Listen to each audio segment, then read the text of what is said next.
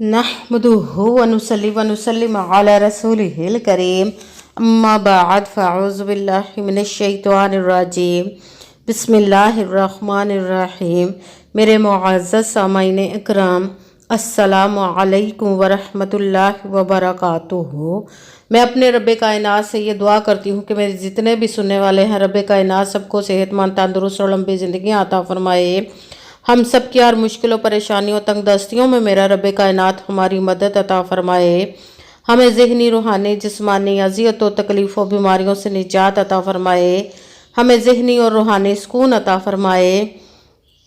हमें बीमार दुनिया से बचाकर बीमार मदीना बनाए, और जो हम सब के हक़ों में बेहतर है मेरा रब्बे कायनात हमारे लिए वो अता फरमाए, और जो हमारे हक़ों में बेहतर नहीं उसका ख्याल भी हम सब के दिलों से निकाल दे, और हम सबको अपनी रज़ा पर राज़ी रहने वाला बना दे।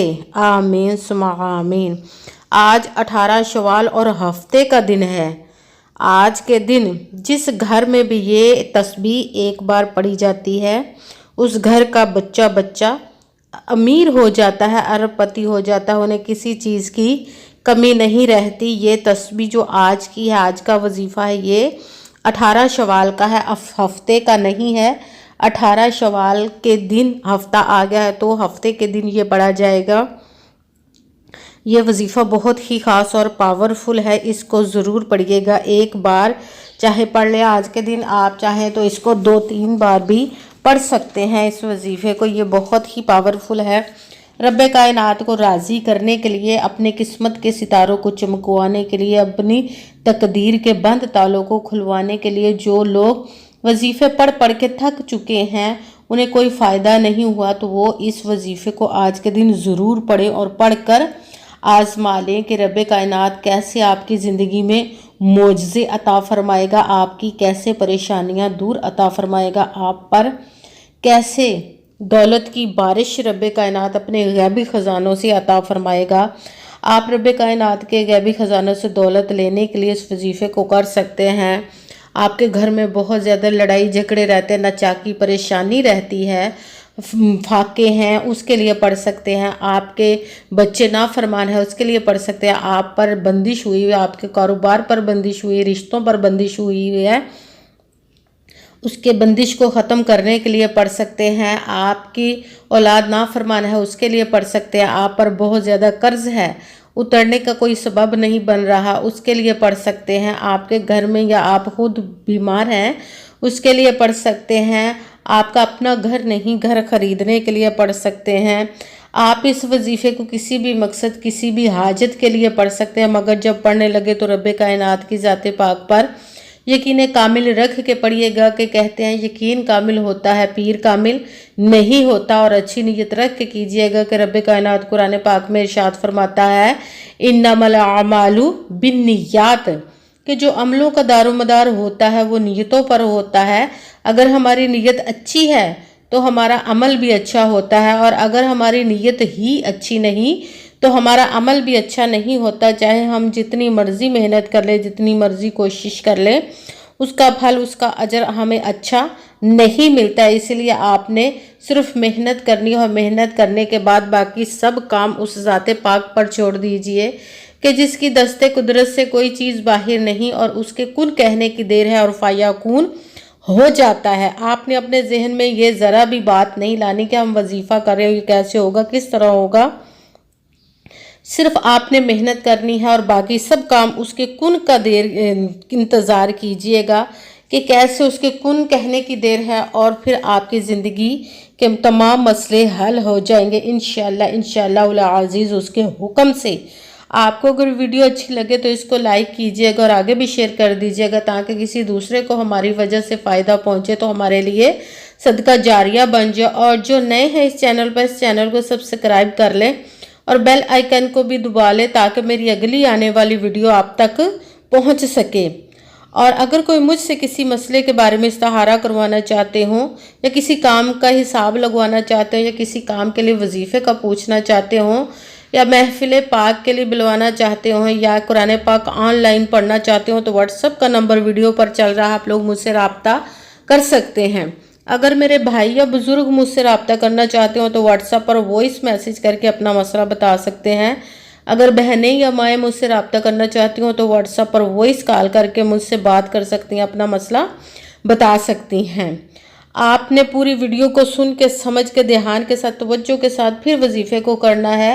ایسا نہ ہو کہ آپ ویڈیو کو سکپ کر کے چھوڑ کے سنیں اور کوئی بات رہ جائے پھر آپ وظیفہ کرنے لگے اور وہ وظیفہ ٹھیک نہ ہو۔ آپ نے وظیفے میں نہ تو کسی لفظ کو کم کر کے پڑھنا ہے اور نہ ہی زیادہ بڑھا کر پڑھنا ہے۔ اگر اپنی مرضی سے کم یا زیادہ کر دیتے ہیں تو بھی وہ ہمارا وظیفہ ٹھیک نہیں ہوتا۔ اس لیے جس تعداد اور جس ترتیب کے ساتھ میں آپ لوگوں کو وظیفہ بتاؤں گی اسی تعداد اور اسی ترتیب کے ساتھ آپ نے اس وظیفے کو پڑھنا ہے۔ وظیفہ پڑھنے سے پہلے کمنٹس میں اپنا نام اور جہاں آپ رہتے اس جگہ کا نام ضرور لکھنا تاکہ میں بھی آپ لوگوں کے لیے دعا کر سکوں اور پھر وظیفے کی بھی آپ لوگوں کو اجازت مل جائے گی۔ آپ آج کے دن اس وظیفے کو کسی بھی وقت پڑھ سکتے ہیں، کسی بھی جگہ پر بیٹھ کر پڑھ سکتے ہیں، گھر میں، آفس میں، مدرسے میں، مسجد میں، یونیورسٹی میں، شاپ میں، کہیں پہ بھی بیٹھ کر پڑھ سکتے ہیں، مگر جب پڑھنے لگے تو بالکل خاموشی، توجہ اور سکون کے ساتھ پڑھنا ہے۔ وظیفے کے درمیان نہ تو آپ نے کسی سے بات کرنی، نہ ہی اٹھنا، نہ ہی فون استعمال کرنا ہے۔ جب وظیفہ مکمل پڑھ لے تو ہی آپ نے کسی سے بات کرنی، اٹھنا یا کہ فون استعمال کرنا ہے۔ سب سے پہلے آپ نے ایک جگہ پر بیٹھ جانا۔ اگر کسی نماز کے ساتھ پڑھنا چاہیں تو بھی پڑھ سکتے ہیں، اگر نماز کے علاوہ پڑھنا چاہیں تو بھی آپ اس وظیفے کو پڑھ سکتے ہیں۔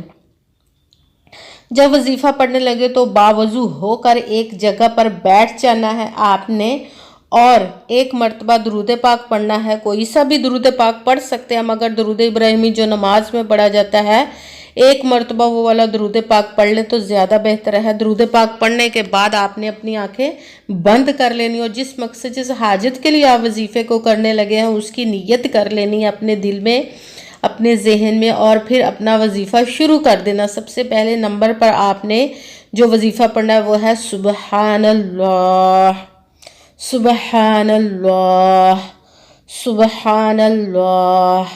اس کو آپ نے 11 مرتبہ 11 ٹائم پڑھنا۔ پھر دوسرے نمبر والا وظیفہ الحمدللہ، الحمدللہ، الحمدللہ، اس کو آپ نے 11 مرتبہ 11 ٹائم پڑھنا ہے۔ پھر تیسرے نمبر پر جو پڑھنا ہے وہ ایک مرتبہ آپ نے اعوذ باللہ من الشیطان الرجیم، بسم اللہ الرحمن الرحیم، ایک مرتبہ پڑھ کے پھر آپ نے قرآن پاک کی سب سے چھوٹی سورہ کوثر پڑھنی ہے۔ اِنَّا أَعْطَيْنَاكَ الْكَوْثَرَ فَصَلِّ لِرَبِّكَ وَانْحَرْ إِنَّ شَانِئَكَ هُوَ الْأَبْتَرُ۔ سورہ کوثر کو بھی آپ نے ایک مرتبہ پڑھنا ہے۔ جب سورہ کوثر ایک مرتبہ پڑھ لی تو پھر آپ نے یا حیو، یا حیو، یا قیوم، یا حیو، یا قیوم، یا حیو، یا قیوم، اس کو آپ نے 7 مرتبہ 7 ٹائم پڑھنا ہے۔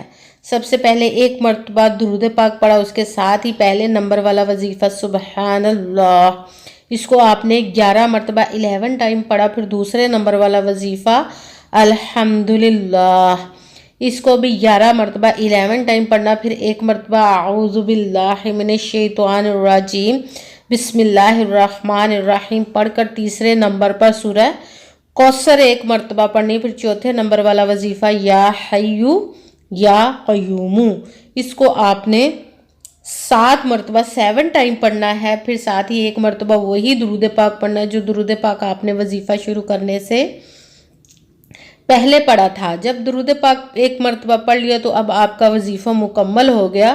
اب آپ نے دونوں ہاتھوں کو رب کائنات کی بارگاہ اقدس میں بلند کر کے سب سے پہلے اپنے گناہوں کی بخشش کی دعا مانگنی ہے۔ اس کے بعد جس مقصد جس حاجت کے لیے آپ نے اس وظیفے کو کیا اس کی خوب دعا کیجیے گا اور دعاؤں میں مجھے بھی یاد رکھیے گا، میرے لیے بھی دعا کیجیے گا۔ جزاک اللہ خیرہ۔ جس مقصد جس حاجت کے لیے آپ نے اس وظیفے کو کیا رب کائنات اپنے پیارے محبوب کے صدقے اس پیارے پیارے ماہ مبارک کے صدقے آپ کی تمام نیک و جائز حاجات کو قبول و منظور عطا فرمائے، آمین ثم آمین۔